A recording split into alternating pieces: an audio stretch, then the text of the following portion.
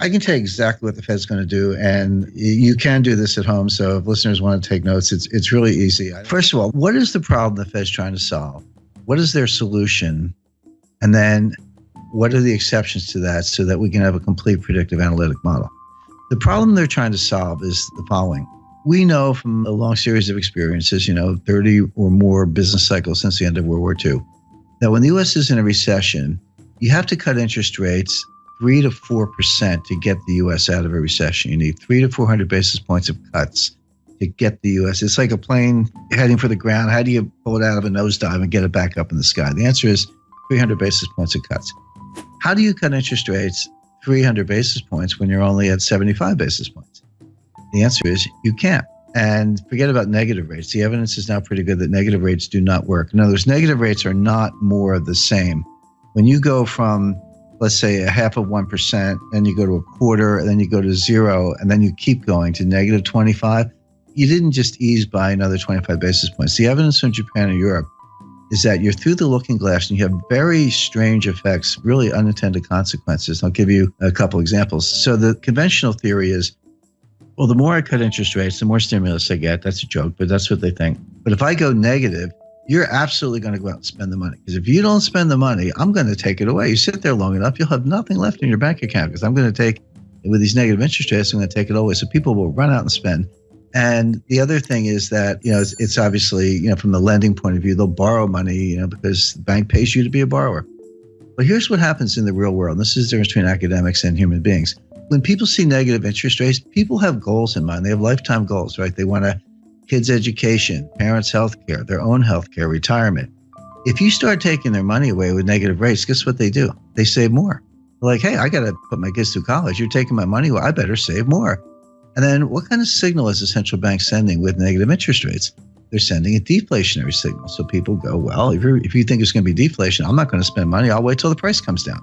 So you're trying to encourage lending and spending. And what you get is more savings and no spending, deferred spending. You get the exact opposite of what you want. So again, another egghead experiment gone awry. But the point being, so negative rates don't work. So zero bound really is zero. It really is a boundary. And Bernanke has said this in his recent writings, and I think he's right about that. So back to the problem. How do you cut interest rates 300 basis points when you're at 75? Well, the answer is you can't. So you have to raise them to 300 basis points. So the problem the Fed is trying to solve is how do they get rates to 3.25% before the next recession?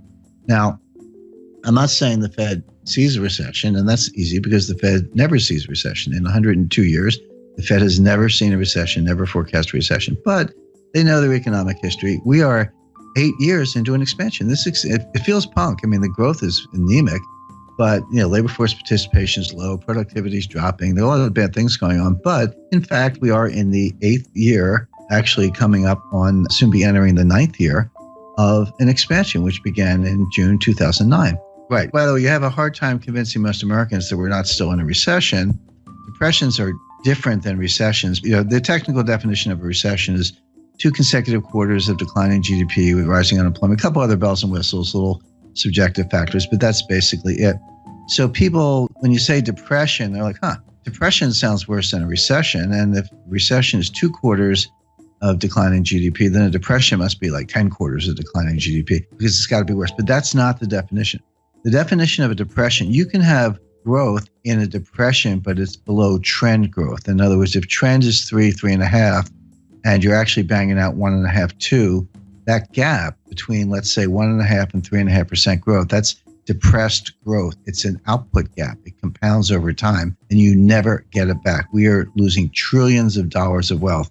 We are impoverishing future generations on a relative basis because of our inability to get back to trend growth. So the reason American people feel this and don't listen to the economists, and they're right, is because we're in a depression.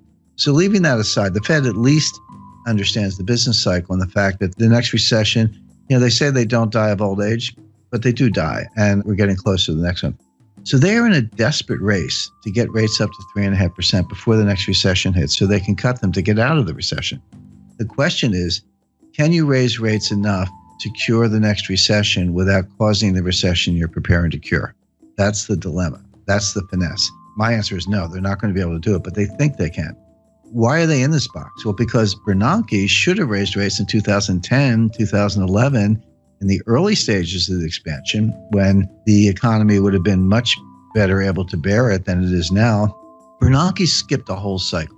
He skipped a whole rate increase cycle to pursue these wacky experiments and, QE and zero interest rate policy and all that. I spoke to Bernanke about this, and he used the word experiment. He said this was an experiment. Bernanke made his academic reputation by studying the Great Depression, in the wake of Friedman and Anna Schwartz and some others. But he was a great scholar of the Great Depression, and he got his chance to kind of try out his theories.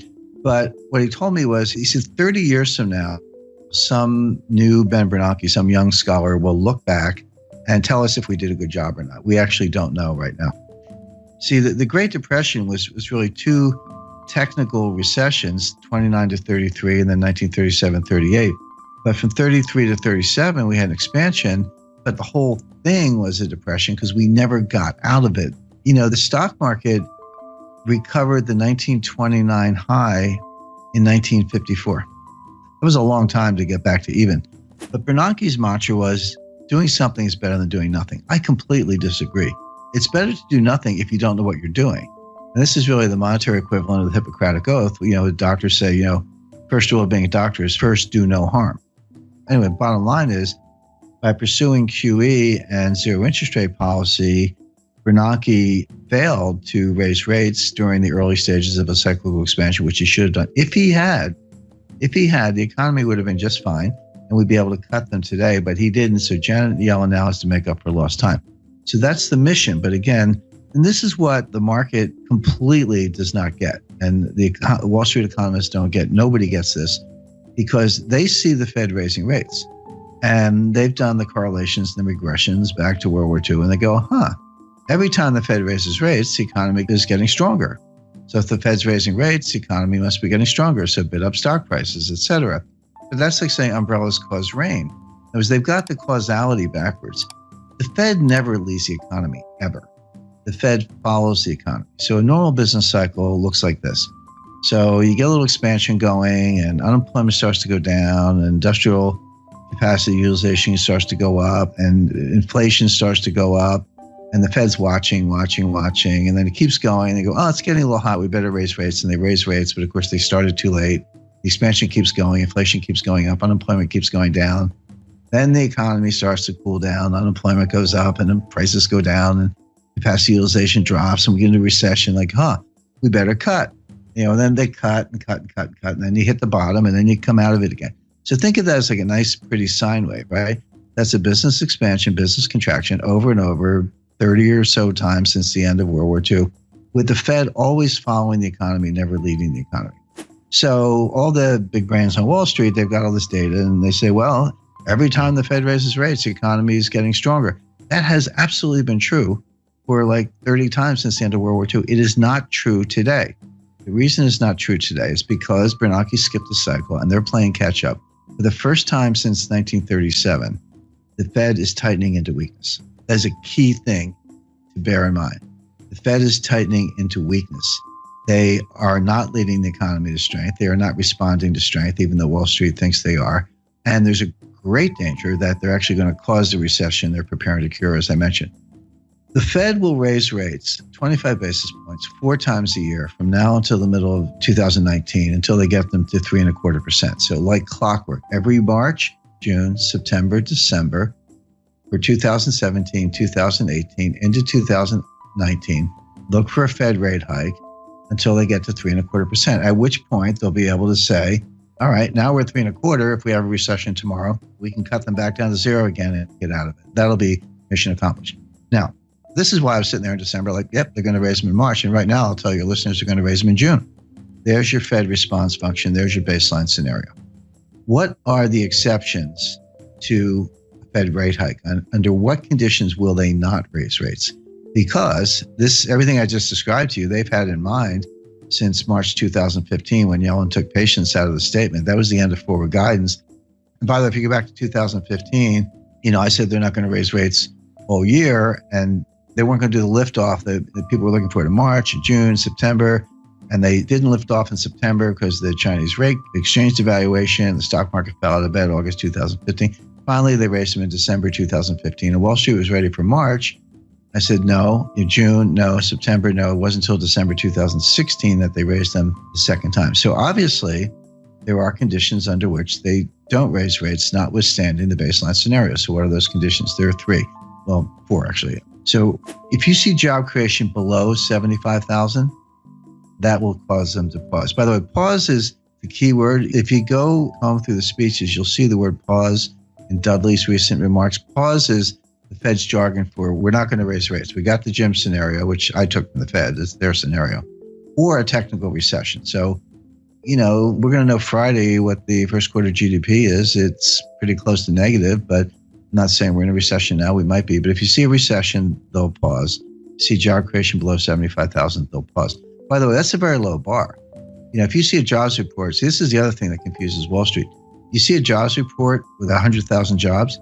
So Wall Street goes, oh, that report's really weak. The Fed's going to think twice. No, 75,000 is the number. Yellen told us that. It was in one of her speeches. You just have to be a geek like me and read all the speeches. So the third factor would be disinflation. So the Fed has this 2% inflation target. They've missed it for 6 years. They're finally getting close to hitting it. By the way, I think the listeners know they use the PCE core deflator year over year. There's PPI and CPI and core, a bunch of inflation indices, but we know what they use. PCE core deflator year over year. That actually has been getting close to 2%. But if you see it turn around, if you see that gap down to like 1.5, 1.4, 1.3, then they will pause. The last condition for the pause is a disorderly decline in stock markets more than 5%. If you see a 6, 7, 8% decline, so if the S&P went down 100 points, Fed doesn't care. Dow Jones goes down 1,000 points, Fed doesn't care. But beyond that, if you see the S&P start to go down 150 or the Dow start to go down 1,500 points in a disorderly way, it looks a little scary. It looks like there's no bottom. It looks like if you see that, they'll pause. So the Fed is going to raise like clockwork 4 times a year for the next 2.5 years, unless you see job creation below 75,000, disinflation, a technical recession. If you don't see one of those things, they're going to raise rates. And so right now, I don't see any of them. I mean, they could all happen, but it looks like, growth is going to be positive. Job creation's been decent, over 100,000. Disinflation is probably coming, but not quite here yet. And they'll want to see a couple months in a row. And the stock market's not crashing. So none of the pause conditions are in place. Therefore, they will raise rates. Simple.